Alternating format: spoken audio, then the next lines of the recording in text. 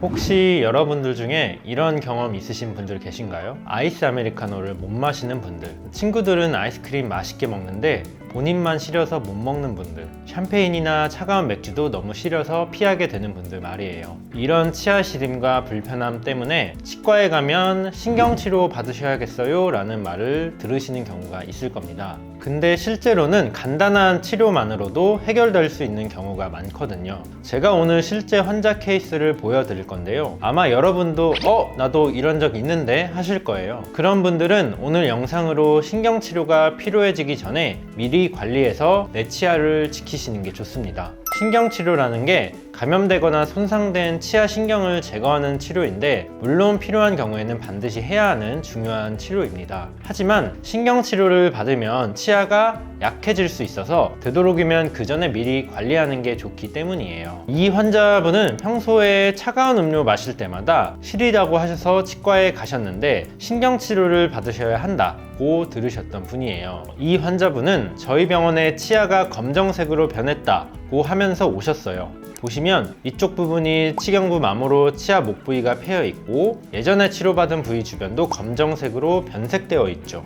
이런 상태로 계속 두면 치아 패임이 더 심해져서 나중에는 치아 머리 부분이 똑 하고 부러질 수도 있고 치수염이 진행될 수도 있어요. 정말 심하네요. 이 정도면 통증도 심했을 것 같은데요. 신경치료 하라고 권유받았을 수도 있을 것 같아요. 그럼 이런 분들은 어떤 식으로 치료를 하면 좋을까요? 간단해요. 패인 부분을 메우면 됩니다. 재료는 두 가지가 있어요. 첫 번째는 레진이라는 재료, 두 번째는 GI라는 보험 적용이 되는 재료예요. 재료 선택은 상황에 따라 다른데요. 보통 웃을 때 보이는 치아들은 심미적으로 중요하기 때문에 비교적 레진을 추천드리고, 그렇지 않은 안쪽 어금니 부분은 GI라는 보험되는 재료로 치료하는 것을 추천드려요. 이 환자분한테 레진으로 치료를 해드렸는데요. 보세요. 검정색으로 변색되었던 부분이 깨끗하게 개선되었고 시린 증상도 완전히 사라졌어요. 이처럼 초기에만 발견하면 간단한 치료로도 충분히 해결할 수 있습니다. 다른 분 사례를 보면 이분도 치아가 시리다고 해서 내원해 주셨는데 앞부분은 레진으로 치료하고 완전 어금니 쪽은 GI로 치료를 한 것을 볼 수 있습니다. GI 같은 경우 조금 티가 나긴 하지만 보험이 되는 재료라 경제적이죠. 이 환자분도 마찬가지로 현재 시린 증상이 사라지시고 잘 사용하고 계십니다.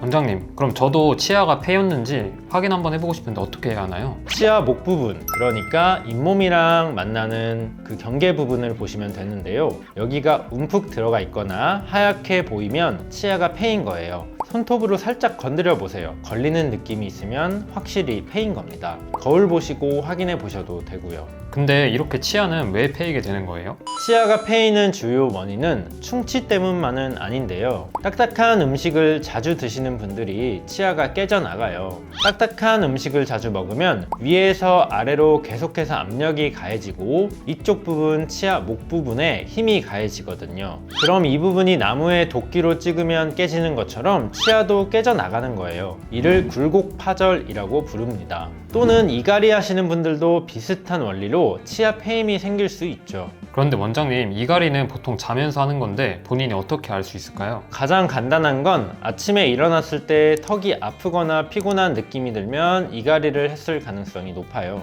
그리고 치아가 비정상적으로 닳아있으면 이갈이를 하고 있을 확률이 높죠. 같이 자는 사람이 있다면 물어보셔도 되고요. 만약 혼자 사시는 분들은 핸드폰 녹음 앱 켜놓고 잔 다음에 확인해 보셔도 돼요.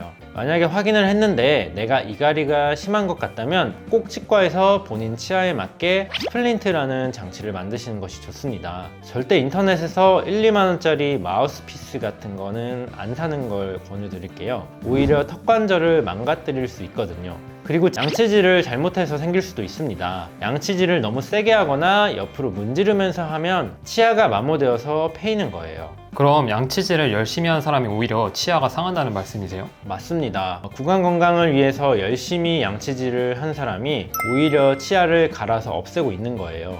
특히 힘 조절 안 되는 전동 칫솔로 세게 문지르시는 분들은 정말 위험해요. 그럼 치아 패임을 예방할 수 있는 방법도 있을까요? 먼저 딱딱한 음식을 조심하세요. 있어요. 얼음 씹는 습관 있으신 분들, 오징어 다리 즐겨서 세게 씹는 분들, 견과류를 자주 드시는 분들, 이런 습관들이 치아를 깨트려요. 그리고 치아로 병뚜껑 따거나 하시는 분들 계시죠? 이런 분들도 진짜 조심해야 합니다. 이런 분들은 치아 파절뿐만 아니라 한순간에 그냥 치아가 부러질 수도 있어요. 그리고 전동 칫솔 쓰시는 분들도 조심하세요. 전동 칫솔은 그냥 갖다 대기만 하면 되는 거예요. 힘주면서 문지르면 치아가 깎여 나갈 수 있습니다. 그런데 원장님, 그럼 혹시 신경치료를 꼭 해야 하는 경우도 있을까요? 신경치료를 꼭 해야 하는 경우는 다양합니다. 진료 현장에서 의료진의 판단에 따라 진행이 되어야 하고요. 대표적으로 신경치료를 하면 좋은 경우 두 가지를 말씀드려 볼게요. 치아를 보면 겉에 하얀 부분은 범랑질, 그리고 중간 노란 부분은 상아질, 그 안에 빨간 신경이 있는 치수라는 게 있거든요. 첫 번째로 이 치수에 염증이 생기면 치수염이라고 하는데, 치수염이 생겼을 경우 신경치료가 필요하고요. 증상이 조금 더 심해져서 신경이 완전 괴사된 경우에도 신경치료가 필요합니다. 그리고 두 번째로 치아 파절 되었는데 깊게 파절이 되어서 만약에 신경까지 노출이 되었다면 신경치료가 필요할 수 있습니다. 그런데 대부분은 차가운 것 먹으면 이빨이 시리긴 한데 몇 초 안에 사라지잖아요. 이런 경우는 절대 신경치료가 필요 없어요. 이런 경우 신경까지 노출되었을 확률은 거의 없고 단순히 치아가 패여서 시린 거거든요. 이때 빠르게 치료를 하면 신경치료 없이 내 치아를 살릴 수 있습니다. 그래서 내가 이빨이 시린 것 같다 하시면 꼭 치과에 내원하셔서 검진을 받아보시는 게 좋아요. 원장님, 그럼 마지막으로 한번 정리해 주실 수 있으실까요? 첫 번째, 차가운 것 먹고 시리다고 해서 무조건 신경치료가 필요한 건 아니에요. 몇 초 안에 사라지면 단순히 치아가 패인 걸 수도 있어요. 두 번째, 딱딱한 음식이나 이갈이 습관을 조심하세요. 이빨에 주기적인 압력이 생겨서 치아 패임이 생길 수 있습니다.